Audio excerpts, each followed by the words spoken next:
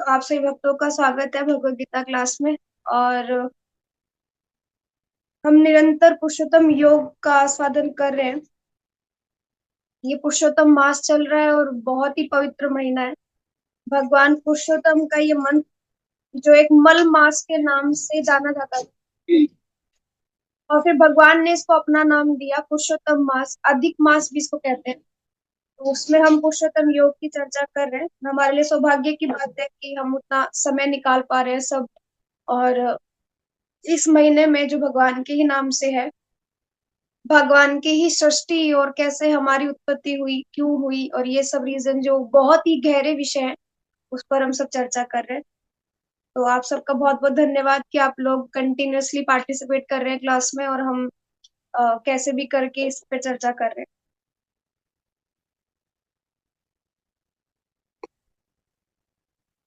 तो आज का श्लोक है, ममेवांशो जीवलोके जीवभूत सनातन मन षष्ठानि इन्द्रियाणि प्रकृतिस्थानि कर्षति।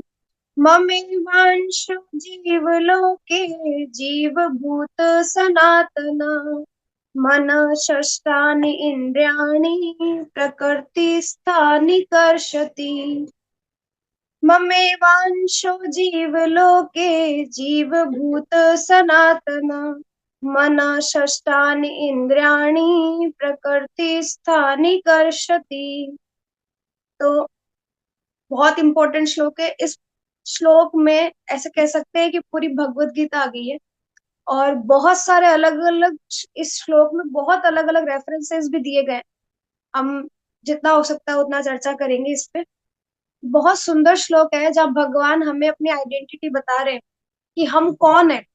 और हम कोई ऐसे ही स्वतंत्र घूमने वाले व्यक्ति नहीं है कि हम कोई पदार्थ स्थिति में है जिस पर किसी का आधिपत्य ना हो, या किसी के अधिकार क्षेत्र में हम नहीं आते, या किसी से जुड़े हुए नहीं है, हम स्वतंत्र हो, ऐसी कोई स्थिति। भगवान हमें समझा रहे हैं कि आप कौन हो। देखो भगवान कह रहे हैं, मम्मे वांशो जीव लोके। तो मम्मे वांशो यानी कौन है आप सब लोग? हम सब भगवान के ही अंश है। मम्मे वांशो, आप सब मेरे ही अंश है। इस बद्ध जगत में सारे जीव मेरे शाश्वत अंश हैं। बद्ध जीवन के कारण वे 6 इंद्रियों से घोर संघर्ष कर रहे हैं, जिनमें मन भी सम्मिलित नहीं है। तो यहाँ पर ममे वंशो जीव लोके जीव भूत सनातना, तो हम जीव भूत हम सनातन है, आत्मा सनातन है। जैसे भगवान सनातन, जैसे हम कहते हैं कि 3 वस्तुएं शाश्वत है इस जगत में, इस भौतिक जगत में। वैसे ये भौतिक जगत टेम्पररी। प्रश्न उठता है कि एक तरफ तो हम कहते हैं कि भगवान शाश्वत है और भौतिक जगत जो है वो दुखालयम भी है और अशाश्वत भी है। एक तरफ हम कहते हैं कि नित्य भी है। तो ये कैसे पॉसिबल है? एक तरफ हम इसे टेम्पररी कह रहे हैं, दूसरी तरफ हम इसे नित्य भी कहते हैं, शाश्वत भी कहते हैं, क्योंकि भगवान ने बनाया है, तो जगत मिथ्या तो नहीं हो सकता। मायावादी लोग कहते हैं ना जगत मिथ्या है। तो जगत मिथ्या नहीं है क्योंकि बनाने वाला मिथ्या नहीं है ना, बनाने वाला झूठ नहीं है, भ्रम नहीं है। तो फिर जो बनी हुई वस्तु है वो कैसे गलत हो सकती? भगवान शाश्वत है, भगवान नित्य है, तो ये भौतिक जगत भी नित्य होना चाहिए। तो ऐसा है कि भौतिक जगत तो नित्य ही है, ये ऐसे ही रहने वाला है, लेकिन ये बदलता रहता है। ये नित्य परिवर्तन बदलता रहता है। जैसे भगवान ने बताया कि कोई जैसे महाराज एग्जाम्पल देते हैं कि जैसे लाइट है। अब आपने देखा होगा आजकल तो अलग अलग कलर की लाइट्स आ गई है। एक लाइट का प्लग पॉइंट है जहां से एक लाइट जल रही है, फॉर एग्जाम्पल, है ना। तो उस लाइट का जगह जो है वो तो फिक्स है कि वहां वो लाइट विराजमान है। लेकिन उस लाइट में कौन से कलर की लाइट जलेगी वो हमें नहीं पता। हो सकता है ग्रीन, हो सकता है येलो, हो सकता है व्हाइट, हो सकता है और भी कलर में। ठीक है।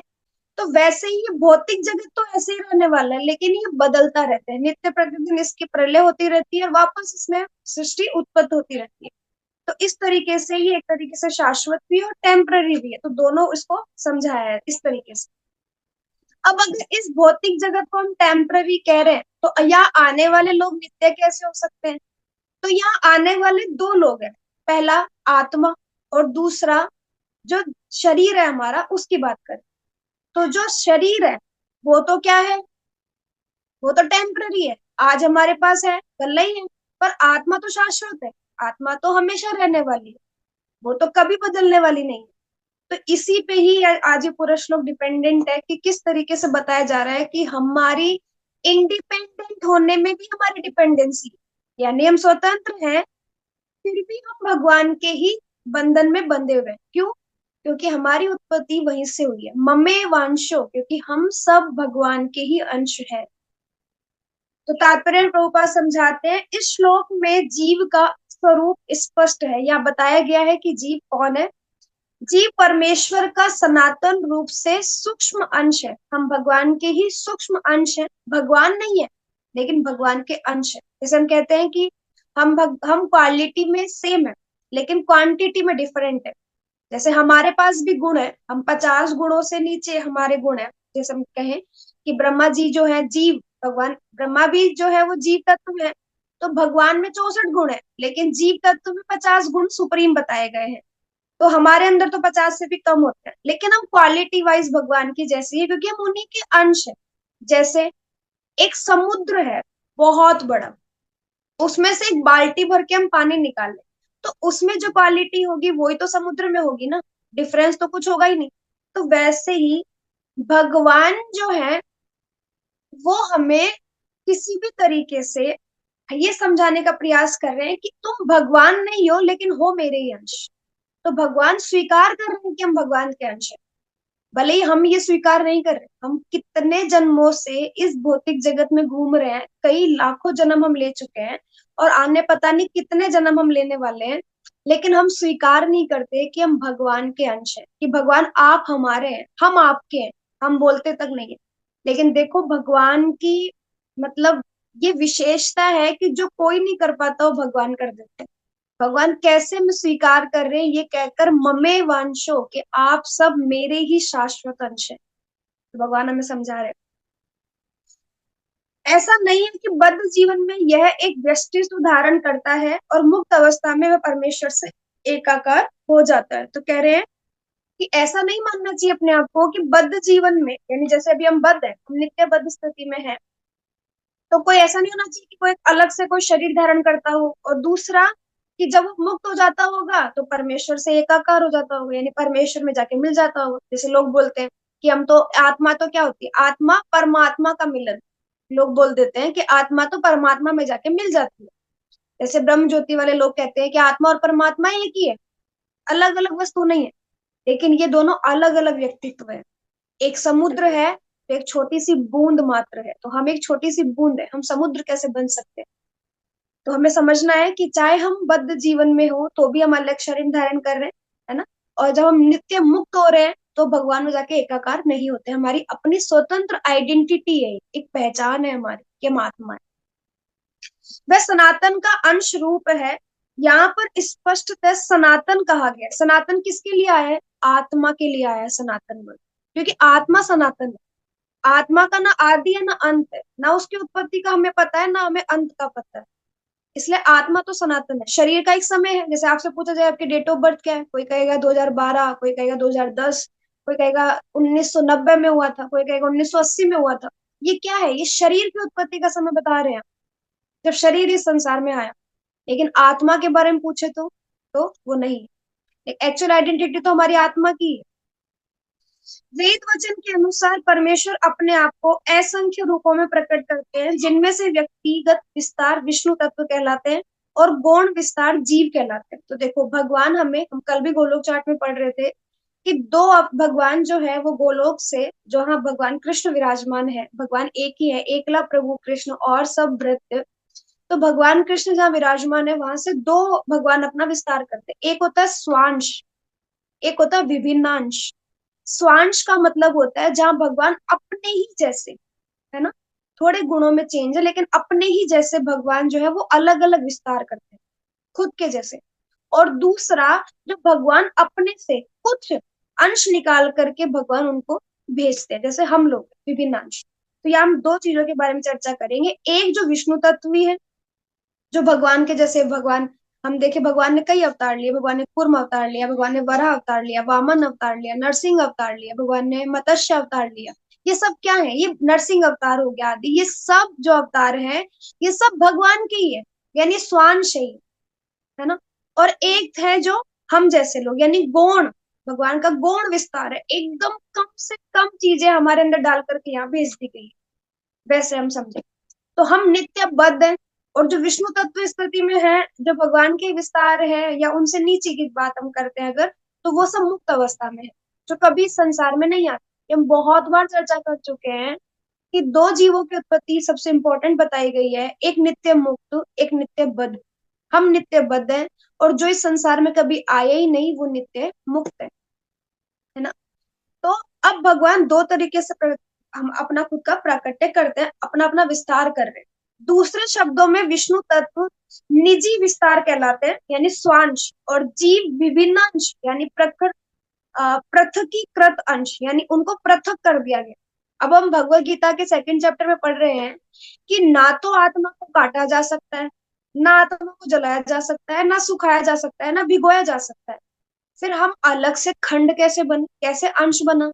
अंश क्या होता है, लोग एग्जाम्पल देते हैं, अरे जैसे पत्थर का टुकड़ा तोड़ दिया गया तो वो अंश हो गया पत्थर का, यानी पहाड़ का अंश हो गया एक पत्थर, छोटा पत्थर। हम वैसी स्थिति में नहीं है। ये एग्जाम्पल भौतिक एग्जाम्पल है ना। तो भगवान का ही जैसे समुद्र पूर्ण बना रहता है, चाहे हम कितनी बाल्टी पानी की उसमें से निकाल लें, वैसे ही भगवान पूर्ण है, चाहे कितने भी अंश भगवान उस अपने में से विस्तार करे। तो हम भगवान के अंश हैं। अपने स्वांश द्वारा जैसे भगवान राम, नरसिंह देव, विष्णु मूर्ति और वैकुंठ लोक के प्रधान देवों के रूप में प्रकट होते हैं। अब क्यों डिफरेंस है हम लोगों में और विष्णु तत्व में? तो इसलिए डिफरेंस है, आप समझिए, जैसे हमने देखा कल गोलोक चार्ट में बहुत सारे वैकुंठों की चर्चा की गई, बहुत सारे वैकुंठ बताए गए। श्री वामन देव का वैकुंठ अलग है, नरसिंह देव का वैकुंठ अलग है ना। उसमें आप क्या बोलते हैं, जो अनिरुद्ध थे, कल हमने देखा, पढ़ा हमने, चतुर्व्यूह के रूप में जो थे, वो सबका भी अलग अलग वैकुंठ भगवान है। भगवान ने एक बंगला या कोठी नहीं दिया किसी को, भगवान ने तो पूरा प्लेनेट ही दे दिया अपने अपने स्वांश को। सोचो, भगवान ने जो जो विस्तार लिए उन सबको एक एक वैकुंठ दे दिए, एक एक मतलब एक एक प्लेनेट कोई दे सकता है? जो पॉसिबल ही नहीं है। हम अपने जैसे कितना, हम अपने जैसे अपने खुद के दो बच्चों को ही पूरा प्लेनेट नहीं दे सकते। भगवान ने कितने अवतार लिए, उन अवतारों में भगवान ने सबको प्लेनेट दिया है। जो भी जिस भी भगवान के जिस भी रूप की पूजा करेगा उसको वैकुंठ प्राप्त होगा, इसलिए उनको प्लेनेट दे दिए गए। कोई मेंटेनेंस खर्चा भी नहीं ले रहे उनसे, उनको सब कुछ मिला हुआ है, वहां पर सब कुछ स्वचालित है, वहां कोई सूर्य चंद्र आदि की आवश्यकता नहीं है, वहां किसी बिजली अग्नि की आवश्यकता नहीं है। भगवान ने ऐसे ऐसे प्लेनेट सबको दिए। तो ये कितना सुंदर वर्णन है कि भगवान अपने जो स्वांश है, जो विस्तार भी ले रहे हैं अगर भगवान, तो कितना सुंदर विस्तार कर रहे हैं। और हम जैसे जीव, जब हमारी उत्पत्ति होती है, मतलब जैसे हम कहते हैं कि जब भी हमारी उत्पत्ति हुई होगी, तो जब हमने इस दो जीवों की उत्पत्ति बताई गई, नित्य मुक्त और नित्य बद्ध।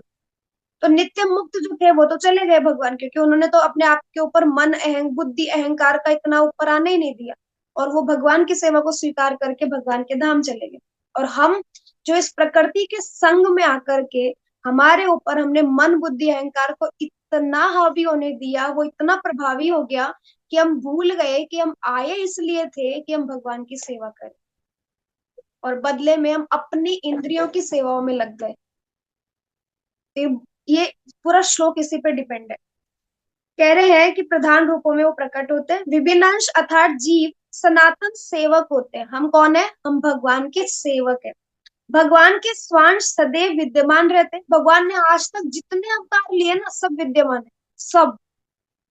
भगवान अगर पार्थ सारथी के रूप में भी भगवान है ना, तो पार्थ सारथी के रूप में भी भगवान विराजमान है। किसी अलग ब्रह्मांड में अगर महाभारत की कथा चल रही है, महाभारत के अगर युद्ध हो रहा है, और भगवान वहां अर्जुन के पार्थ सारथी बने हुए हैं, तो वहां पर भीष्म पितामह भी होंगे, क्योंकि वो उन्होंने पूजा किसको? पार्थ सारथी को ही पूजा, क्योंकि भगवान के सारथी रूप में तो वही भगवान कृष्ण ही विराजमान है। लेकिन जिसके दर्शन अर्जुन नहीं कर पाया, भीष्म पितामह कर रहे थे। तो अगर भीष्म पितामह ये इच्छा करे कि मैं हमेशा पार्थ सारथी के रूप में ही भगवान को देखूं, तो जहां जहां जिस जिस ब्रह्मांड में महाभारत का युद्ध होगा, वहां भीष्म पितामह मौजूद होंगे। तो ये भगवान का है कि भगवान के कोई भी विस्तार जो भगवान ने आज तक किए हैं, ये विस्तार नहीं है, ये तो भगवान का एक अवतार भगवान ने असर लिया सेवा के भाव से, है ना। तो भी भगवान जो है वो उनको सेवा देते हैं। और हम कौन है? हम तो भगवान के सनातन सेवक है, हम भगवान के दास हैं। हम तो कहते हैं जीवेर स्वरूप होए कृष्णेर नित्य दास। ये बहुत इंपॉर्टेंट श्लोक है चैतन्य चरितामृत का। ये इतना सुंदर लाइन है ना ये, कि हमें ये याद कर लेना चाहिए कि जब भी अहंकार आने लगे ना मन में, तो आप एक ही चीज सोचो कि हमारा स्वरूप है भगवान का दास होना। मैं स्वामी कैसे समझ रहा हूँ खुद को, क्योंकि सारे दुखों का मूल तो स्वामी होना ही है। आप एक बात सोचिए कि एक आप घर में मालिक हो और एक आप घर में दास हो। एक मालिक होगा तो कितनी जिम्मेदारी होगी उसके ऊपर, और एक नौकर होगा तो क्या होगा, अपना काम करेगा चला जाएगा तनख्वाह लेकर, खत्म। कोई लोड ही नहीं लेना, कोई रिस्पॉन्सिबिलिटी नहीं। तो स्वामी बनना क्यों है, इतनी जिम्मेदारी लेते क्यों है? दास ही बने रहते हैं ना, आसान है, थोड़ा लाइफ भी आसान हो जाएगी जीने में। इतनी सारी उम्मीदें, एक एक छोटा सा व्यक्ति जो एक सेवा के तौर पे काम कर रहा है, मान लो जो सर्वेंट काम कर रहा है, उसकी क्या ही आवश्यकता है, वो क्या ही सोच सकता होगा, कितना ऊपर सोचता है, बिल्कुल नहीं। कोई इतनी हाई फाई डिजायर्स उसकी नहीं होंगी, कोई इतनी महत्वाकांक्षाएं उसकी नहीं होंगी कि ये कर ले वो कर ले, बिल्कुल नहीं। उसको बस ये होगा, मैं इतना कमा लूं जितना मैं 2 टाइम का अपने परिवार को भोजन करवा सकूं और मैं अपना जीवन यापन कर सकूं। एक सेवक यही सोच कर चले, हमें भी यही सोचना चाहिए। हमें बॉस नहीं बनना, हम ये सोचें कि भगवान ने जो कुछ हमें दिया है बस मैं उसकी आवश्यकता पूरी कर लूं कैसे भी करके, कि बस में हमारा ये प्रयास होना चाहिए। तो ऐसी स्थिति हमारी होनी चाहिए। तो इसमें कह रहे हैं कि दिव्यांश जो जीव है वो सनातन सेवक होते हैं, भगवान के स्वांश सदैव विद्यमान रहते हैं। इसी प्रकार जीवों जीवों के विभिन्नांशों के अपने स्वरूप होते हैं। परमेश्वर के विभिन्नांश होने के कारण जीवों में भी उनके आंशिक गुण पाए जाते हैं। तो हमारे अंदर भी भगवान के गुण हैं। हम कहते हैं क्वालिटी में हम सेम है लेकिन हम क्वांटिटी में डिफरेंट है ना। जिनमें से स्वतंत्रता एक है, हमारे अंदर भी बहुत सारे गुण है भगवान के जैसे, है ना। तो हमारे में सबसे बड़ी इंपॉर्टेंट जो विशेषता है वो क्या है भगवान के गुणों में, स्वतंत्रता। भगवान ने हमें क्या दिया है, फ्री विल दी है, एक सूक्ष्म आजादी हमें दी, क्योंकि हम सूक्ष्म अंश हैं। तो भगवान ने आजादी भी सूक्ष्म ही दी। अब उस आजादी को आप कैसे यूटिलाइज कर रहे हो वो आपके ऊपर है, कैसे उपयोग कर रहे हो, उपयोग कर रहे हो दुरुपयोग कर रहे हो, ये भी समझने की बात है। तो प्रत्येक जीव का आत्मा रूप में अपना व्यक्तित्व और सूक्ष्म स्वातंत्र्य होता है। अपनी स्वतंत्रता के दुरुपयोग से जीव बद्ध बनता है और उसके सही उपयोग से वह मुक्त बनता है। अब देखो हमारी गलती की वजह से हम भौतिक जगत में आए, कितनी इंपॉर्टेंट लाइन दी है कि हमने स्वतंत्रता को चूज करके उसका दुरुपयोग किया, इसलिए हम बद्ध बने। और जिन मुक्त आत्माओं ने इस स्वतंत्रता को यूज करके इसका सही उपयोग किया वो आज मुक्त बने, वो कभी इस भौतिक जगत में आए ही नहीं। और हम इस स्वतंत्रता को यूज करके इसका दुरुपयोग किया, हमने कहा हम स्वतंत्र है ना, तो हम स्वामी बनना चाहते हैं, सेवक नहीं बनना चाहते, हम तो स्वतंत्र रहना चाहते हैं, पाबंदियों में क्यों रहे। आज आज हम खुद देखो, विचार करो, कोई पति के उसमें नहीं रहना चाहता बंधन में, कोई माता पिता के बंधन में नहीं रहना चाहता, कोई बॉस के पाबंद में नहीं रहना चाहता। तो ये सब जो अंदर से हमारे अंदर निकल रहा है, अरे यही करते आ रहे हैं हम पूरे इतने जन्मों से, कूट कूट के भर गया हमारे अंदर कि हम सब स्वतंत्र रहना चाहते हैं, हम भाग जाना चाहते हैं सब कुछ छोड़ छाड़ के। हमें ऐसा लगता है कि हम क्यों रहे इतनी पाबंदियों में। तो ये आज का नहीं है, ये तो जब से उत्पत्ति हुई थी, जब से इस बद्ध संसार में हम आए हैं, बद्ध जीव बन के, तब से ही हमारे अंदर है ये निकला ही नहीं है अभी तक। तभी तो किसी और का स्वामित्व भी पसंद ही नहीं आता। हम सोचते हैं कि हम उस पर अधिकार जमाएं, वो हम पर अधिकार कैसे जमा सकता है। अरे तुम कौन होते हो मुझे ऑर्डर देने वाले। हमारे अहंकार पर इतनी बड़ी चोट पहुंचती है, हम जैसे ही हमारे सामने ये बात आती है वैसे। क्यों? क्योंकि हमें तो सहन ही नहीं हो रहा होता किसी और का हमारे ऊपर कोई और आकर के हमें मतलब ऑर्डर पास करे। ऑर्डर नहीं अच्छा लगता, सास ऑर्डर कर रही हो तो अच्छा नहीं लगता, लेकिन माँ ऑर्डर करेगी तो अच्छा लगता है ना। ये फर्क होता है, क्योंकि अपना नहीं समझ रहे हम।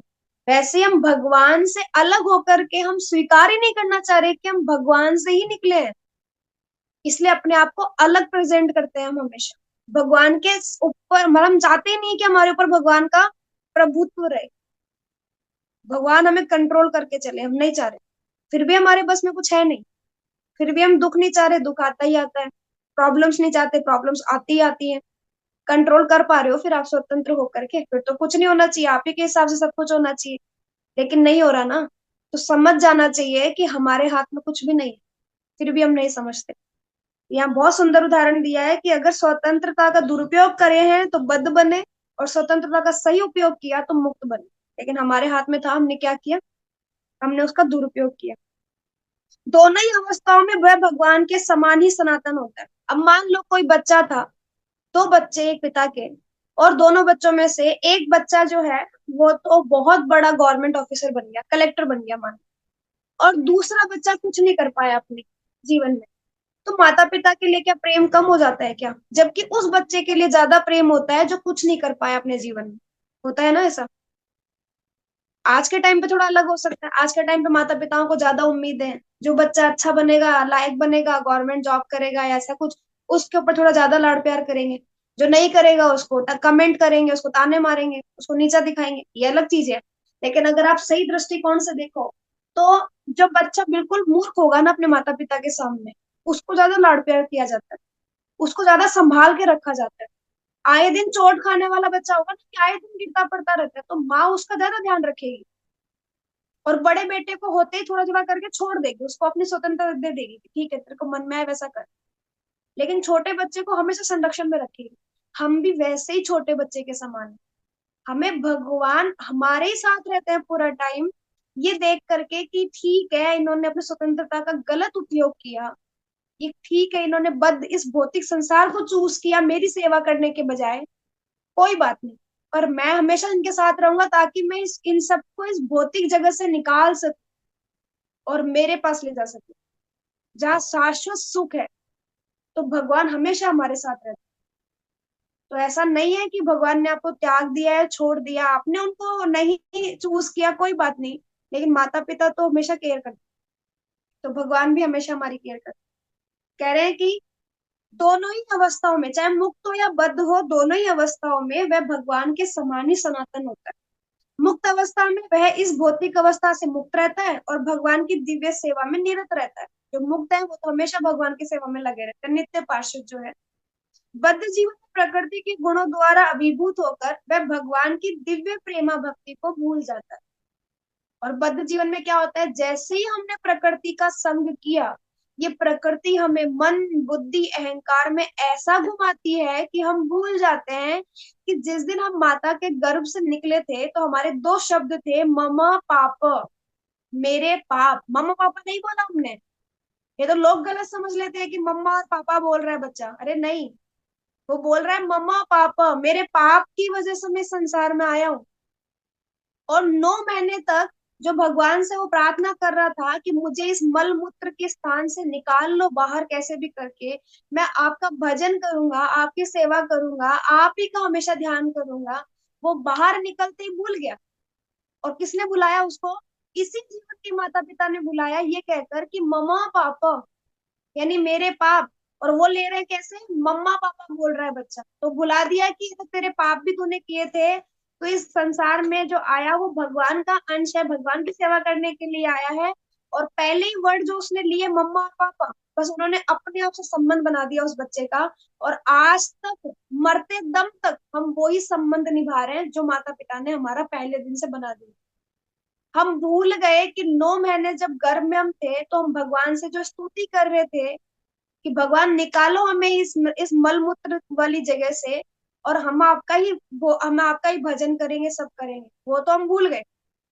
और माता पिता का पहले दिन जिस दिन भौतिक संसार में कदम रखा, तब से हमने माता पिता ने सिर्फ हमारा ही संबंध याद दिलाया बस, कि ये भटक ना जाए। ब्रह्मा जी के 4 पुत्रों की जैसे, कुमारों की जैसे, ये ब्रह्मचारी ना बन जाए। भेजा था ग्रस्त बनने और ये ब्रह्मचारी बन गया। अरे तो हमारा वंश कैसे चलेगा, हमारी पीढ़ियां कैसे चलेंगी आगे? तो ये जो लालच है ना, इस माता पिता के ये जो परिवार है, इस इतना बंध गए हम कि हम परमेश्वर, अपने जो पिता परमेश्वर थे उन्हीं को भूल गए। उनके साथ क्या संबंध था उसको भी भूल गए हम। बद्ध जीवन प्रकृति के गुणों द्वारा विभूत होकर भगवान की दिव्य प्रेमा भक्ति को भूल जाता है। फलस्वरूप उससे अपनी स्थिति बनाए रखने के लिए इस संसार में अत्यधिक संघर्ष करना पड़ता है। और अगर वो चाहता है कि अपना अस्तित्व तो बना रहे उसका, तो वो इतना संघर्ष करता है कि मैं ऐसा, मैं वैसा, लोग मुझे जाने, लोग मेरी वाहवाही करें, लोग मेरा नाम लें, मुझे सम्मान करें, है ना, लोग मुझे सलाम करें अगर मैं निकलूं रोड पर। तो अपना ही अस्तित्व बनाने के लिए वो इतना संघर्ष कर रहा है, जबकि तो उसका तो एक ही अस्तित्व है कि वो भगवान का दास है, भगवान का सेवक है। उसके लिए तो उसको कोई प्रयत्न नहीं करना पड़ रहा। इस भौतिक जगत में उसको अस्तित्व बनाने के लिए प्रयास करना पड़ रहा है। उसकी आवश्यकता ही क्या है? कितना सुंदर, मतलब तात्पर्य में प्रभुपाद ने एक एक लाइन को स्पष्ट रूप से समझाया। अगर फिर भी इसको पढ़ने के बाद हम नहीं समझे तो मतलब हम क्या ही करें, क्योंकि हम बद्ध जीव है ना। समझाने के बाद भी नहीं समझ रहे, हम इतना समझाते हैं भगवान हर एक श्लोक में कैसे। और पुरुषोत्तम योग की क्या विशेषता है पता है? एक भी श्लोक अर्जुन ने नहीं बोला। सारे 20 के 20 श्लोक भगवान ने बोले हैं, जहाँ भगवान ये सिद्ध करना चाह रहे हैं कि मैं ही पुरुषोत्तम हूँ, मैं ही भगवान हूँ, तुम सुनो मेरे से हो। भगवान हर एक श्लोक में स्पष्ट कर रहे हैं, देखो बहुत इंपॉर्टेंट चैप्टर है। पुरुषोत्तम योग कोई नॉर्मल चैप्टर नहीं है भगवत गीता में। और भगवत गीता तो भगवान के द्वारा बोली वाणी, एक एक शब्द इतना इंपॉर्टेंट है, गहन है। और इस चैप्टर 15 तो बहुत डीप है, बहुत सीक्रेट भगवान ने इसमें उजागर किए हैं। देखो एक एक चीज समझाई है, जिसका डाउट हो ना आप लोगों को, सारे संशय इस पर क्लियर हो जाएंगे एकदम, अगर आप स्पष्ट आराम से पढ़ेंगे समझेंगे। जहां हमारे मन में विचार उठते हैं ना, हम ऐसे क्यों, हम क्यों आए इस भौतिक जगत में, देखो इसलिए आए हम इस भौतिक जगत में। क्यों सुखी नहीं है हम? क्योंकि हम अपना खुद का अस्तित्व चाहते हैं, जो इस भौतिक जगत में है ही नहीं, इसलिए सुखी नहीं हो पा रहे। सुख तो है ही नहीं ना। सुनार की दुकान पर गुड़ की ढेली लेने जाओगे तो मिलेगी क्या? सब्जी मार्केट में सोना खरीदने जाओगे तो मिलेगा क्या? तो दुखों के संसार में सुख ढूंढ रहे हो तो मिलेगा क्या? पॉसिबल ही नहीं। गलत जगह पर गलत चीज ढूंढ रहे हो, वो मिलेगी ही नहीं, यहाँ है ही नहीं। यहाँ तो दुख ही दुख है हर रिश्ते से। कोई भी रिश्ता आपसे कनेक्टेड है वो दुखी है, क्योंकि उसकी आपसे उम्मीदें हैं कुछ, आप नहीं फुलफिल कर पा रहे तो दुखी मिलेगा। उसको मिलेगा तो वो हमें दुखी करेगा। ये सब दुखालय में हर रिश्ता जो हम बना के बैठे हैं, ये कोई भी शाश्वत नहीं है। तो ये जितने प्रश्न हमारे मन में उठते हैं ना, इस सब प्रश्नों के आंसर है। न केवल मनुष्य तथा कुत्ते बिल्ली जैसे जीव, अपितु इस भौतिक जगत के बड़े बड़े नियंता, यहाँ तक कि ब्रह्मा शिव तथा विष्णु तक परमेश्वर के अंश हैं। कौन है? ब्रह्मा शिव और विष्णु, ये सब परमेश्वर के अंश है। कहते हैं ना ब्रह्मा भगवान है, शिव जी भगवान है, विष्णु भगवान है। देखो भगवान खुद साक्षात कह रहे हैं कि ये सब मेरे अंश हैं। ममे वांशो, ये सब मेरे ही जीव है। जो दो विस्तार मैंने किए, एक स्वांश एक विभिन्नांश, ये सब स्वांश है कि मैंने इनको कुछ कुछ क्वालिटीज दी और बोला कि ठीक है ये जीव तत्व है। शिव जी, ब्रह्मा विष्णु, अब देखो विष्णु तत्व विष्णु में शिव जी का भी बताया गया है, लेकिन ब्रह्मा तो जीव तत्व है। ब्रह्मा भी कहीं ना कहीं भगवान की सृष्टि की उत्पत्ति कर रहे हैं और वो सब चीजें कर रहे हैं।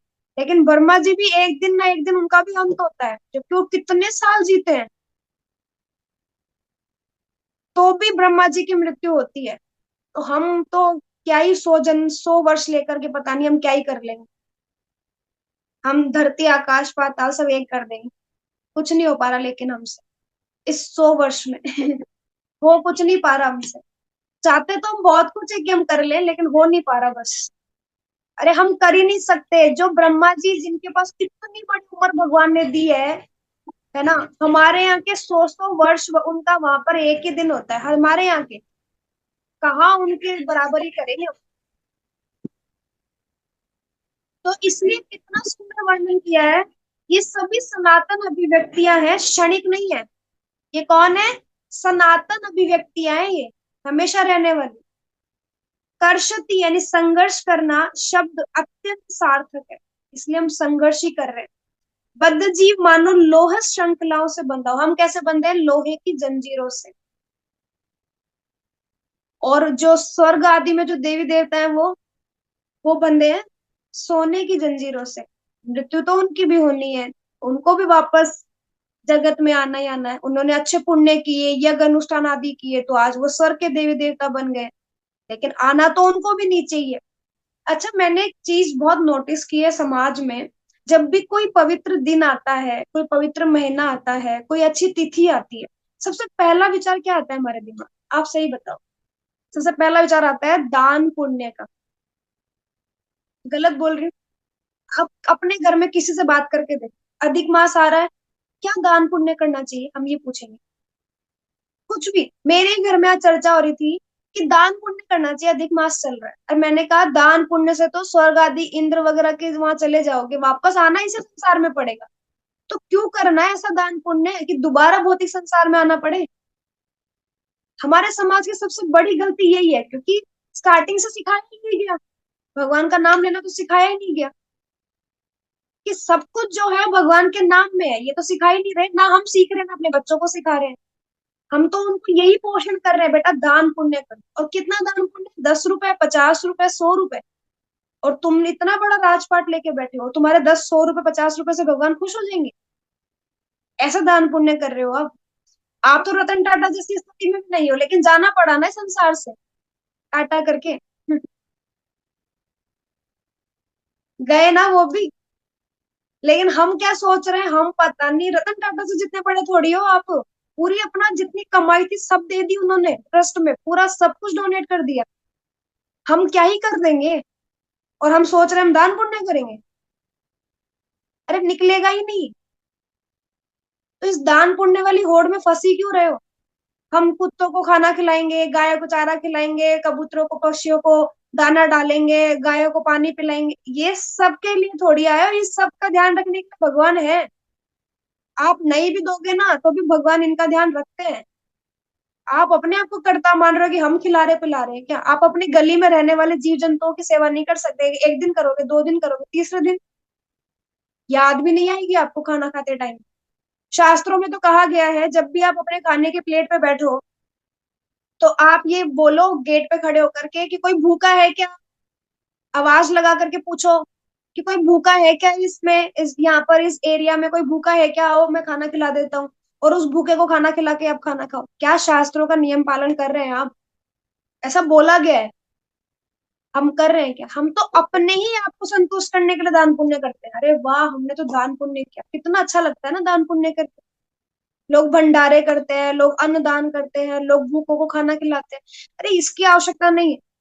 एक ही चीज की जरूरत है, आपको वापस भगवान के पास जाना है, अपना संबंध स्थापित करना है, उसके लिए प्रयास करो। दान पुण्य करके कुछ नहीं मिलने वाला। रतन टाटा, अंबानी, बिरला, इनके जितना बड़ा दान नहीं कर पाओगे, फिर भी मर रहे हैं ना। कोई बिजनेसमैन की मृत्यु नहीं हो रही है क्या? वो नहीं मर रहे क्या? जिंदा है क्या? वो लोग तो अमर लिखवा के लाए अपने ऊपर कि अमर रहेंगे हमेशा। तो ऐसा नहीं है, इस दान पुण्य में मत फंसो कि इतना पैसा कमाएंगे, इतना दान करेंगे, मंदिर बनाएंगे, सेंटर बनाएंगे, दान करेंगे, भगवत गीता डिस्ट्रीब्यूट करेंगे फ्री में, इसकी आवश्यकता नहीं। भगवत गीता तो आपको ऐसे भी मिल जाएगी, आप ऐसे ही सब लोगों को दो। बहुत बार आप हेल्प करो, मंदिर से लो, लोगों को बांटो, जो पैसा है वापस मंदिर को दे दो। आपको अपने आप से धन कमा करके फिर उसको डिस्ट्रीब्यूट करने की आवश्यकता नहीं है। इतने मेहनत क्यों करनी है? इतना प्रयास लगाए क्यों जब आवश्यकता ही नहीं है? तो बहुत सारी चीजें, लेकिन हम क्या करते हैं ना, अपने अकॉर्डिंग उस चीज को मोड़ देते हैं अपने उसमें। ये नहीं करना हमें। इसलिए अगर आप चाहते हैं, हम सब भगवान के अंश हैं, हम सब, चाहे वो भगवान का स्वांश हो या हम भगवान का विभिन्न अंश, थोड़ा सा भगवान की क्वालिटी हमारे अंदर हो या कंप्लीटली सब भगवान के अंश है। ये सभी सनातन अभिव्यक्ति है, क्षणिक नहीं। कर्षति का मतलब है संघर्ष करना, क्योंकि हम क्या है, लोहे की जंजीरों से बंधे। ये मिथ्या अहंकार से बंधा रहता है, और मन मुख्य कारण है। सबसे बड़ा कारण क्या है? मन। सबसे बड़ी प्रॉब्लम ही मन है, जो उसे इस भवसागर की ओर धकेलता है, क्योंकि मन ही भगाता है हमें। क्या करूं, मन में मन, मन नहीं लग रहा जब करने में। प्रभु जी मैं कैसे करूं जब कंप्लीट ही नहीं होता, मेरा मन यहाँ वहां भटकता है। अरे मन तो भटकेगा ही, उसका काम है भटकना। आपका काम है माला करना, आप तो करो। लेकिन हम वो भूल जाते हैं, इस मन के फेर फेर में 1.5 घंटे में वो माला, उस टाइम पे वो मन हमें एक माला के बीच में ही पूरा अमेरिका ब्रह्मांड घुमा के ले आता है वापस। इतना घूम रहे होते हैं, इतनी चीजें हमारे दिमाग में चल रही होती है, पूरी प्लानिंग कर ली हमने, और एक माला भी कंप्लीट नहीं हुई हमसे। ऐसा मन घुमाता है हमें। तो इस मन को बांध के रखो, इतनी प्लानिंग्स नहीं फिर काम नहीं आने वाली। पता ही है हमें कितनी कंप्लीट कर लेंगे हम, फिर क्यों इतनी चीजें बनानी है दिमाग। तो उस मन को खींचो वापस और फिर लगाओ हरे कृष्ण कृष्ण कृष्ण हरे हरे, हरे राम राम राम हरे। फिर वो भाग रहा है, फिर खींच के लाओ वापस। ऐसी स्थिति होनी चाहिए हमारी, वो भागे फिर पकड़ लाओ उसको। उसके साथ साथ भागो मत कि अपनी सारी इंद्रियां ही लगा दी उसके साथ साथ, कि सुबह सुबह 5:30-6 बजे के आसपास जपा करने बैठ रहे, पड़ोसी के यहाँ से खुशबू आ रही है, अरे आज तो इसके घर में कुछ बन रहा है। और मन के साथ साथ में हमारी नासिका और मतलब जीभ, लार आ रही है, सब उसी की तरफ भाग रहे इंद्रियां एकदम, कि वाह आज तो क्या अच्छा बन रहा है पड़ोसी के घर में। सारी इंद्रियां भाग गई, पहले तो मन भागा फिर सारी इंद्रियां भी उसके पीछे पीछे। ऐसी स्थिति में मतलब उसकी आवश्यकता नहीं। तो उसको, वो तो भागेगा, उसका काम है भागने का, आप उसको पकड़ के रखो। जब मन सतोगुण में होता है तो उसके कार्यकलाप अच्छे होते हैं, और जब रजोगुण में रहता है तो उसके कार्यकलाप कष्टकारक होते हैं। और तब वह तमोगुण में होता है तो वह जीवन की निम्न योनियों में चला जाता है। यानी ये सब मन करवाता है। मन बोल रहे, मन कर रहा है कि जैसे मानो तीन स्थिति है, रजोगुण तमोगुण और सतोगुण, ठीक है। मन कह रहा है कि थोड़ा सा गोवा घूम आता हूँ, अरे छुट्टियां आई है ना गर्मी की, मन नहीं लग रहा है यहाँ पे, थोड़ा गोवा के बीच थोड़ा घूमा है ना। थोड़े कपड़े वगैरह भी वैसे पहन लेंगे क्योंकि यहाँ तो गर्मी लगती है, पूरा टाइम पूरे फुल फुल कपड़े पहन के रखने पड़ते हैं। तो गोवा के बीच वगैरह घुमाते हैं। अब क्या है ये, तमोगुणी भाव है ना, हमारे अंदर। फिर दूसरा स्तर आता है, अरे नहीं नहीं, कपड़े उपड़े तो ठीक है, जैसे पहनते हैं वैसे ही पहन लेंगे, पर चलते हैं गोवा घूम आते हैं। फिर ये रजोगुणी स्तर पर। सतोगुण कहता है, अरे नहीं नहीं, गोवा नहीं जाना, जब घूमने ही जाना है तो फिर वृंदावन ही चलते हैं ना, भगवान के दर्शन भी हो जाएंगे, भगवान के लीला स्थलियों के दर्शन भी कर लेंगे, इस बहाने वृंदावन के दर्शन भी हो जाएंगे, है ना, बच्चे भी घूम लेंगे। ये सतोगुणी भाव है। और उसके ऊपर वाले तो बात ही नहीं कर रहे हम अभी तो हम तीन ही गुणों की बात कर रहे हैं, कि हर बार वृंदावन जाने का ही मन करे, पिकनिक का भाव नहीं आए, बस ये मन आए कि हम राधा रमन के दर्शन करें, हम गोविंद देव जी के दर्शन करें, हम भगवान के जो लीला स्थलियां हैं उसके दर्शन करें, हम षड गोस्वामियों के भजन कुटीर के दर्शन करें, हम वहां बैठ करके जप करें। तो ये तो तीनों गुणों से ऊपर है ना। ये तो पता नहीं कब हमारा मन करता है, लेकिन अगर हमारे मन में ऐसे ऐसे विचार आ रहे हैं ना, तो हमें देखना चाहिए कि हम कौन से गुण में बात कर रहे हैं, हम तमोगुणी है, रजोगुणी है, सतोगुणी, कैसी स्थिति में हम बात कर रहे हैं, कैसी स्थिति में हमारा मन भाग रहा है। तो हमें उसको डाइवर्ट करके सतोगुण में लेकर आना चाहिए, कि नहीं वो इधर गलत ना करे। क्योंकि आप गोवा जैसी जगह जाओगे तो गलत खाओगे, गलत संग करोगे, गलत पहनोगे, आचार विचार व्यवहार सब खराब। रजोगुण में ट्रैवलिंग वैसी होगी क्योंकि इतना लॉन्ग टाइमिंग है, ना माला होगी ना साधना होगी ना कुछ होगा, ऐसे लोगों का संग मिलेगा जो ड्रिंक करेंगे, अल्कोहल लेंगे, या पता नहीं क्या क्या करेंगे, है ना, ड्रग्स वगैरह और ये सब, नाइट क्लब्स और ये सब, जहाँ रात ही नहीं होती। जब रात की जो एंडिंग होती है वो सुबह 4-5 बजे होती है, जब हमारी शुरुआत हो चुकी होती है सुबह। ऐसी जगह जहाँ रात ही नहीं होती, पूरी पूरी रात लोग नाचते गाते हैं, नाइट क्लब्स बाहर घूम रहे हैं रोड। तो हमें क्या करना है, हमारा ये स्तर होना चाहिए कि हम जो है वो किसी भी स्थिति में सतोगुण में सोचे, इस मन को वापस खींच कर लाएं कि नहीं चल वृंदावन धाम, रटेंगे राधा राधा नाम वाले, ऐसा नहीं हमें तो हरे कृष्ण महामंत्र का जाप करना है। तो हमारा ये है कि मन बस्यो वृंदावन में, बस ऐसी स्थिति होनी चाहिए कि मन जो है ना बस वृंदावन में ही लगे, और कहीं लगे ही नहीं। हम कितना ही चले जाएं कहीं पे भी, किसी भी जगह पे, पर हमारा मन जो है वृंदावन में ही आके लगे बस, ऐसी स्थिति होनी चाहिए। तो ये बहुत सुंदर बताया। इसलिए हमारा वर्णन, हमारा भी ऐसा ही स्वभाव होना चाहिए कि हम भाग भाग करके इस मन को सतोगुण में लेकर जाए। क्योंकि ये मन जो है यही हमें अलग अलग जगह ले जाएगा। अगर तमोगुणी काम करते रहेंगे तो नरक में ले जाएगा, रजोगुणी काम करेंगे तो उच्चतर लोकों में ले जाएगा, सतोगुणी स्तर में। और लेकिन अगर हम तीनों गुणों से परे होकर के सिर्फ भक्ति करेंगे तो भगवान के नित्य धाम जाएंगे। तो हमारा ये प्रयास है। लेकिन इस श्लोक से ये स्पष्ट है कि बद्ध जीव मन तथा इंद्रियों समेत भौतिक शरीर से आवतरित रहता है, और जब वह मुक्त हो जाता है तो ये भौतिक आवरण नष्ट हो जाता है। तो पहले तो ये शरीर जब भौतिक स्थिति में रहता है, बद्ध स्थिति में, तो मन और इंद्रिय इसको घेरे रहते हैं पूरा, इसको अपने तरीके से काम करवाते हैं। लेकिन जैसे ही हम इस मन और इंद्रियों से पूरी तरीके से मुक्त हो जाते हैं तो ये शरीर हमारा छूट जाता है। कहते हैं उस शरीर को छूटने से क्या फायदा जिसमें अभी भी इच्छाएं रह गई हो। मुक्ति तो वो है जो मरने से पहले ही हमारी सारी इच्छाओं को खत्म कर दे, ऐसी मुक्ति चाहिए हमें। और मुक्ति नहीं चाहिए हमें, हमें तो परमानेंट भगवान के धाम जाना है। ऐसा हमारा वो होना चाहिए, लक्ष्य होना चाहिए कि मरने से पहले मेरे मन की सारी इच्छाएं खत्म हो जाए, मेरी मन में कोई इच्छाएं ना रहे, तो ही वो असली असली मुक्त आत्मा माना जाएगा। तो हमारे अभी जाने से पहले जब प्रभुपाद से पूछा गया, उनके किसी डिवोटी ने पूछा उनके अंतिम समय में कि प्रभुपाद और आपकी क्या इच्छाएं हैं जो हम पूरी कर सकते हैं। प्रभुपाद ने उनको एक ही आंसर किया कि अमार कछु इच्छा नहीं। प्रभुपाद ने बोला मेरी कुछ ही इच्छा नहीं है, मेरी कोई इच्छा नहीं है अब। क्योंकि उनकी जो इच्छा थी, क्या, उनके गुरु की जो इच्छा थी वो उन्होंने कंप्लीट की। प्रचार करना, भगवान के नाम को अलग अलग देशों में पहुंचाना, भगवान के ग्रंथों का वितरण करना, अलग अलग मंदिर स्थापित करना, इतने सारे शिष्य बनाना ताकि वो भगवान के नाम का प्रचार कर पाए, चैतन्य महाप्रभु के आंदोलन को और बढ़ा चढ़ा पाए।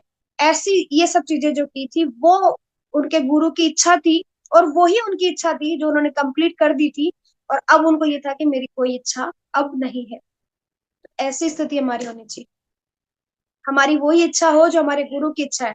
हमारे गुरु जिस आंदोलन को आगे बढ़ा रहे हैं, हमारा प्रयास होना चाहिए कि हम भी वो ही करें, हमारी इसके अलावा कोई और इच्छा नहीं होनी चाहिए। लेकिन उसका आध्यात्मिक शरीर अपने व्यष्टि रूप में प्रकट होता है। मध्यम दिनायन श्रुति में यह सूचना प्राप्त है, सैव व एष ब्रह्मनिष्ठ इदम शरीर मृत्य मति सृज ब्रह्मा भी संपद ब्रह्मणा पश्यति ब्रह्मणा शणैति ब्रह्म वेदम सर्वमनुभवति। यहाँ ये बताया गया है कि जब जीव अपने इस क्षणोति ब्रह्म ने वेदम सर्वमनुभवति, बताया गया है कि जीव अपने इस भौतिक शरीर को त्यागता है और आध्यात्मिक जगत में प्रवेश करता है, तो उसे पुनः आध्यात्मिक शरीर प्राप्त होता है जिससे वह भगवान का साक्षात्कार कर सकता है। तो अगर हम इस भौतिक जगत को त्याग करके आध्यात्मिक शरीर धारण कर ले, आध्यात्मिक शरीर कहाँ मिलेगा? आध्यात्मिक जगत में। जब भगवान के धाम जाएंगे तो आध्यात्मिक शरीर मिलेगा। उस आध्यात्मिक शरीर में हम भगवान का आत्म साक्षात्कार करेंगे, जहां हम भगवान की सेवा करेंगे, जहां हम भगवान के साथ रहेंगे नित्य। एक क्षण भर के लिए भगवान हमसे नजरों से दूर नहीं होंगे। जितनी कथा कीर्तन और भगवान का नाम लेकर के जो आपको रस मिल रहा है ना, इस बात को ढंग से सुनना आप। जितना आपको यहाँ पर भगवान की कथा, भगवान का कीर्तन और भगवान का नाम लेकर के जो आपको आनंद मिलता है, रस मिलता है, वो ऊपर गोलोक में जाने के बाद में आप अगर झाड़ू भी लगाएंगे ना वहां पर, तो भी आपको हजारों गुना आपको आनंद मिलेगा। अब आप सोच सकते हो, जहाँ आपको कथा कीर्तन उसके आनंद की तो बात ही नहीं हो रही, सिर्फ वहां पर झाड़ू लगाने मात्र से भी, तो भी आपको इतना आनंद मिलेगा वहां पर गोलोक में, जहाँ भगवान की नित्य सेवा में आप रहेंगे, भगवान को देख रहे होंगे आप। हर उसमें देखो आप कितना सुंदर उसमें, मतलब हम कल्पना भी करें ना हमारे सामने तो कितना सुंदर लगता है। जैसे होता है ना कि गुरु, बड़े बड़े गुरु महाराज आते हैं, जो भी आते हैं, तो हमारा क्या होता है, हम गुरु महाराज थोड़े सामने थोड़ी सेवा करें, हम थोड़ा झाड़ू वाड़ू लगाएं, थोड़ी क्लीनिंग करें, है ना। कोई डेकोरेशन कर रहा है, कोई भगवान के लिए, कोई गुरु महाराज के लिए रंगोली वगैरह बना, हम सोचे गुरु महाराज बस एक दृष्टि हमें देख लें कि हम सेवा कर रहे हैं, एक दृष्टि हमारी हो कि गुरु महाराज देखो हम सेवा कर रहे हैं, ऐसा होता है ना। तो हमें कितना अच्छा लगता है, गुरु महाराज देख लेते हैं, प्रसन्न होते हैं, थोड़ा स्माइल कर देते हैं। तो आप सोचो भगवान के सामने अगर हम साक्षात, अगर हम कोई सेवा कर रहे हैं और भगवान एक नजर भर देख ले हमें, क्या सेवा कर रहा है देखो भक्त, वाह, तो हमारा मतलब जीवन ही धन्य है। तो ऐसी स्थिति, ये सुख जो है ना, ये भगवान के धाम में मिल सकता है बस। तो बहुत सुंदर बताया। फिर देखो आगे, यह उनके आमने सामने बोल सकता है और सुन सकता है, तथा जिस रूप में भगवान ने उन्हें समझ सकता है। आध्यात्मिक शरीर मिलेगा तो क्या होगा, उनके उनसे आमने सामने बात कर सकते हैं हम।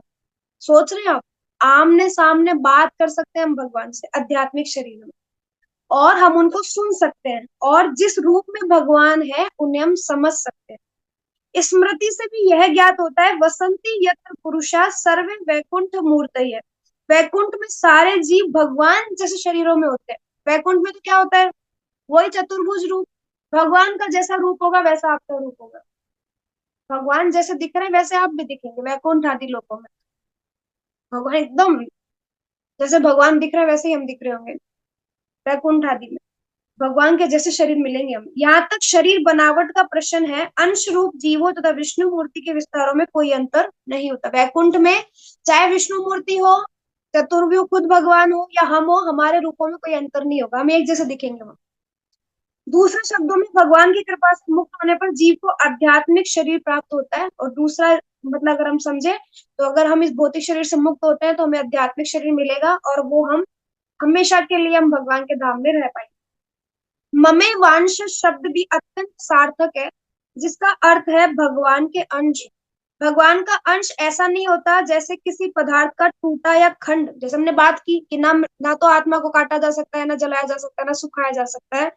तो फिर हम भगवान के खंड तो हो नहीं सकते कि कोई टूटा हुआ हिस्सा है। हम भगवान के अंश है। हम द्वितीय अध्याय में देख चुके हैं कि आत्मा के खंड नहीं किए जा सकते। इस खंड की भौतिक दृष्टि से अनुभूति नहीं हो पाती। ये पदार्थ की भांति नहीं है जिसे चाहो तो कितने ही खंड कर दो और पुनः उन्हें जोड़ दो। हम ऐसे नहीं है। ऐसी विचारधारा यहाँ पर लागू नहीं होती क्योंकि संस्कृत के सनातन शब्द का प्रयोग हुआ है। विभिन्नांश सनातन है, हम सनातन अंश है। सनातन मतलब हम हमेशा से स्वतंत्र हैं और स्वतंत्र हैं, भगवान में नहीं मिल रहे हो कि जाकर आत्मा परमात्मा में मिल गई, ऐसा नहीं होता। द्वितीय अध्याय के प्रारंभ में यह भी कहा गया है कि प्रत्येक व्यक्ति के शरीर में भगवान का अंश विद्यमान है। देहिनो अस्मिन यथा देह कौमारम यौवनम जरा, हमने पढ़ा है। तथा देहांतर प्राप्ति धीरज तत्र न मुह्यति। 2.40 2.40 2.13 आई थिंक, 13 या 14। तो ये श्लोक है जिसमें बता रखा है कि देहिनो अस्मिन यथा देह की एक जो इसमें कहा गया धीरज तत्र न मुह्यति। धीर व्यक्ति कौन होता है? जो जैसे हम देखते हैं कि जैसे हम बाल्य अवस्था से युवा अवस्था से हमारी जो है वृद्ध अवस्था तक हम चलते हैं। तो जैसे हमारे शरीर में परिवर्तन आता है वैसे ही आत्मा जो है बाल्य अवस्था से युवा अवस्था से वृद्ध अवस्था तक जाती है। वैसे ही आत्मा इस शरीर से निकल करके दूसरे शरीर में चली जाती है मृत्यु के बाद। लेकिन धीर व्यक्ति जो है वो इससे आश्चर्य नहीं करता इसमें, क्योंकि उसको पता है कि ये तो सत्य है, ये तो होना ही है। इसलिए हम उससे मोहन नहीं होते, मोहित नहीं होते हम। धीरज तत्र न मुह्यति, वो कभी भी उससे मोह नहीं करता क्योंकि उसको पता है कि ये तो परिवर्तन होना ही है, लिखा ही है ये परिवर्तन होना।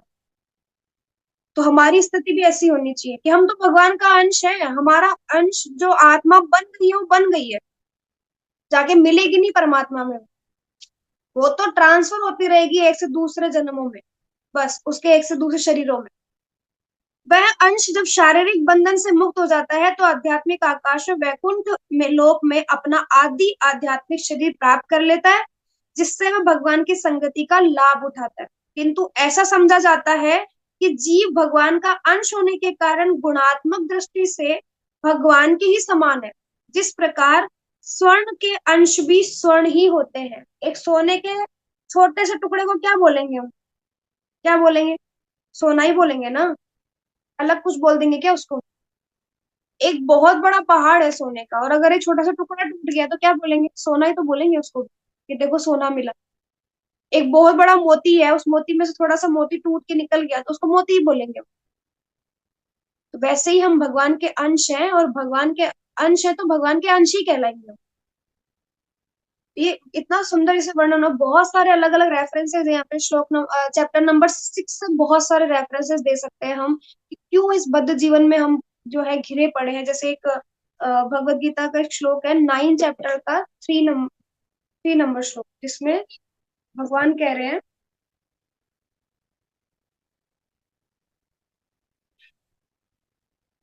अशुद्ध अश्रद्धाना पुरुषा धर्माशयास्य परंतप अप्राप्य मान निवर्तन्ते मृत्यु संसार वर्तमान। यहाँ भगवान क्या कह रहे हैं? भगवान कहते हैं कि वह परंतप, जो लोग भक्ति में श्रद्धा नहीं रखते वे मुझे प्राप्त नहीं कर पाते, अतः वे इस भौतिक जगत में जन्म मृत्यु के मार्ग पर वापस आते रहते हैं। तो कौन मेरे तक वापस नहीं पहुंच पाता? जो मुझ में श्रद्धा नहीं रखते। अगर किसी की मुझ पे श्रद्धा होगी, मुझ पर अटूट विश्वास होगा, तो ही वो मेरे नित्य धाम वापस आएगा। अगर किसी की मेरे में श्रद्धा ही नहीं है, विश्वास ही नहीं है, श्रद्धा का मतलब विश्वास होता है, भगवान पर अटूट विश्वास कि जो हो रहा है जैसा हो रहा है वैसा। जैसे हम कह सकते हैं, मान लो फॉर एग्जाम्पल हम समझे इसको, हम तीन स्थिति में बताए जाते हैं, अंतरंगा, बहिरंगा और तटस्था। तीन शक्तियां भगवान की काम करती हैं। वैसे ही भगवान के जीव होते हैं। कुछ अंतरंगा पार्षद होते हैं भगवान के, हम जैसे, हम जो है तटस्था जीव है ना। कुछ बहिरंगा वस्तुएं हैं जो प्रकृति में बनी है। तो जो जैसी स्थिति में बना दिया गया है वो वैसी स्थिति में रहेगा। आइडेंटिटी कभी चेंज नहीं होती। हम तटस्था है, तटस्था ही रहेंगे। जो अंतरंग जीव है वो अंतरंग ही रहेंगे। जो बहिरंग स्थिति में वो बहिरंगा में ही रहेंगे। चेंज नहीं होता, आइडेंटिफिकेशन चेंज नहीं होती कभी। ऐसा नहीं है कि हम जीव तत्व हैं और हम विष्णु तत्व बन जाएंगे, ऐसा नहीं होगा। तो यहाँ पर जैसे हम गलती कर कर आए हैं, तो ये कह रहे हैं, जैसे इसी श्लोक में बताया गया क्या, मन षष्ठ इंद्रियाणी, क्या कर रहे हैं मन। और ये जो पांच इंद्रियां हमें यहाँ से वहां भगाती रहती है ना, मन के साथ में जो इंद्रियां हैं, ये पांच इंद्रियां जो हमें भगाती हैं यहाँ से वहां तक, अगर आप इसको कंट्रोल में कर ले, इस मन को, और कंट्रोल नहीं करना, डाइवर्ट करना है, भगवान की सेवा में लगाना है, तो आप भगवान के धाम जा सकते हो। लेकिन अगर आप इस मन को कंट्रोल नहीं कर पाए ना, तो ये आपको ही कंट्रोल में करके रखेगा हमेशा। आप कभी नहीं जीत पाएंगे इससे, और लास्ट में आपको दुख ही मिलेगा इससे, क्योंकि ये तो मैं गलत भगा रहा है। जैसे इस संसार में लोग क्या करते हैं, पुरुषार्थ के लिए काम करते हैं, हम सब जानते हैं, धर्म अर्थ काम मोक्ष। लोग इसी के लिए काम करते हैं। या तो लोग धर्म के नाम पर काम करते हैं, या अर्थ के नाम पे काम करते हैं कमाने के, या काम वासनाओं के लिए कुछ कर्म करते हैं, या मोक्ष की इच्छा के लिए काम करते हैं, इसी के लिए करते हैं। लेकिन क्या होता है उससे, कुछ नहीं होता। जाना पड़ता है इस संसार से और दोबारा आना पड़ता है इस संसार में। लेकिन अगर हम चाहते हैं कि हम परमानेंटली यहाँ से जाए, तो पुरुषार्थ करने में मत लगे रहो, भक्ति करो, जो किसी स्थिति में भी आपको यहाँ से मुक्त कराकर मानेगी। अगर मान लो इस जन्म में भी आप मुक्त नहीं हुए, आप भगवान के धाम नहीं गए यहाँ से निरंतर, मतलब यहाँ से नित्य निकल करके, तो क्या होगा, भगवान आपको दूसरा मौका देंगे। भगवान कहते हैं नेहा विक्रम नाशोस्ति। क्या बोल, भगवान यही तो कह रहे हैं कि मेरी भक्ति का जो किया हुआ कुछ भी अगर आपने किया, कितना परसेंट भी, 1% भी अगर आपने किया हो भक्ति, कभी नाश नहीं होती वो, उसका कभी नाश नहीं होता। वो आपको मिलेगी ही मिलेगी। आप अगला जन्म लोगे तो आपको 1% भक्ति मिलेगी। कोई 20% करके गया है तो उसको 21% से भक्ति मिलेगी अगले जीवन से, उसको शुरुआत वहीं से करनी पड़ेगी। दोबारा मौका मिलेगा आपको, लेकिन कब, जब आप इस जीवन में प्रयास करोगे तब। प्रयास नहीं कर रहे और हम बार बार बोल रहे हैं कि हमारा मन हमें भगाता है, हमारा मन नहीं लगता माला में, सेवा में, हम यात्राओं में नहीं जाते हैं, मन करता है नहीं यार इस बार तो मौसी के यहाँ पे शादी है, मैं वहां जाऊंगा या वहां जाऊंगी, मैं नहीं जाऊंगा इस बार यात्रा यात्रा में कहीं पे। अरे आप प्रयास ही नहीं कर रहे हो। दुख आते हैं, हम बोलते हैं भगवान क्यों कर रहे हो हमारे साथ ऐसा। दुख आते हैं तो हमें सोचना चाहिए थैंक यू भगवान, आपने मुझे निमित्त बनाया है ना, आपने मुझे चूज किया है, आपने मेरा चुनाव किया कि आप मुझे दुख दो क्योंकि मैं सहन कर पा रहा हूँ। देखो क्योंकि आप ही शक्ति दे रहे हो सहन करने की। आप मुझे शक्ति दो सहन करने की, और आप ही दे रहे हो, आप शक्ति दे रहे हो सहन करने की, और आप ही मुझे एक कष्ट दे रहे हो ताकि मैं इस संसार से वैरागी बन जाऊं। अगर दुख नहीं आएंगे तो हमारा अटैचमेंट बढ़ता ही चला जाएगा इस शरीर से, इस शरीर से, शरीर के रिश्ते नातों से, परिवार से, इस भौतिक जगत से। हमें तो थैंक यू बोलना चाहिए भगवान को। जितनी बार दुख आए, कोई हमें धोखा दे, कोई हमारे साथ चीटिंग करे, है ना, कोई हमारा अपमान करे, हमें भगवान को थैंक यू बोलना चाहिए कि भगवान आप वैरागी बना रहे हैं हमें, आप तो पग पग पर हमें अपनी तरफ खींच रहे हैं, तो हमें तो थैंक यू बोलना चाहिए भगवान को। भगवान आपका प्रयास देखकर, और भगवान बहुत खुश होते हैं ये देखकर, क्या शरणागत भक्त है देखो। नारद मुनि की माता जब उनके साथ थी, उनके पिछले जन्म में, जब वो एक दासी पुत्र थे, वो साधु संतों की सेवा किया करती थी। तो नारद मुनि बहुत बार सोचते थे कि कुछ समय के लिए चतुर्मास के टाइम में ही साधु संत जो है वो यहाँ आके रुकते हैं और फिर चले जाते हैं यहाँ से, पर मैं उनका निरंतर जो है वो साथ, उनका संग नहीं पा पाता। क्यों? क्योंकि मेरे साथ मेरी माँ है। तो काफी टाइम निकल गया और भगवान ने फिर उनकी माता, मतलब उनकी माता का अंत समय आ गया और वो चली गई।